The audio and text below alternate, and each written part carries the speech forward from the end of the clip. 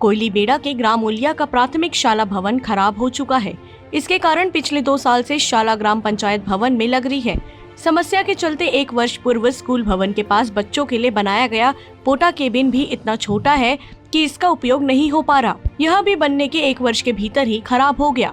Porta cabin इतना छोटा है कि इसमें महज 20 बच्चे ही बैठ सकते हैं, जबकि शाला में 64 बच्चे हैं। कोरोना काल समाप्त होने के बाद कोयलीबेड़ा में स्कूल खुलते ही छात्रों को पुरानी समस्याओं से दो चार होना पड़ रहा है। ग्राम पंचायत उलिया में बना स्कूल भवन पिछले 2 साल से खराब पड़ा है। ऐसे में छात्रों को इस शाला भवन में बैठना बंद करा दिया गया। समस्या के चलते 1 साल पहले शाला में पोटाई बिन की स्वीकृति दी। इसके बाद 5.36 लाख की लागत से काफी छोटा पोटा केबिन बनाया गया, लेकिन यह निर्माण भी इतना घटिया हुआ कि महज 1 वर्ष में ही खराब होने लगा। नीचे से जगह जगह यह टूट गया है।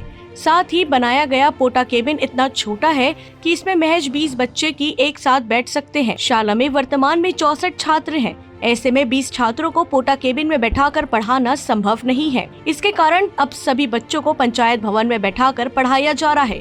शाला में पदस्थ शिक्षक लालसू राम पद्दा ने बताया, पंचायत भवन में बच्चों को पढ़ाने में काफी परेशानी होती है। जब कभी पंचायत का कोई काम होता है तो शाला में बच्चों की छुट्टी करनी पड़ती है। इतना ही नहीं, पंचायत भवन के आसपास पानी की कोई व्यवस्था नहीं है। एकमात्र हैंडपंप है। इसमें इतना गंदा पानी निकलता है कि छात्र इसे पी नहीं सकते। ऐसे में बच्चों को पानी के लिए करीब आधा किलोमीटर दूर तक जाना पड़ता है। पखानजूर से बिप्लब कुंडू की रिपोर्ट।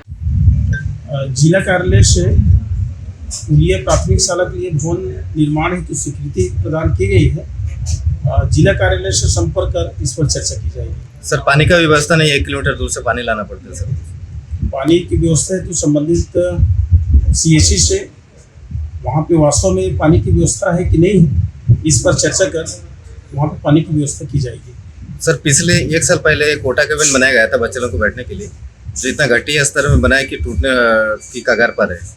उस पर क्या आप कार्रवाई करेंगे? जिला कार्यालय से कोटा केबिन का स्वीकृति होता है, जिला कार्यालय से संपर्क कर इस पर जांच की जाएगी।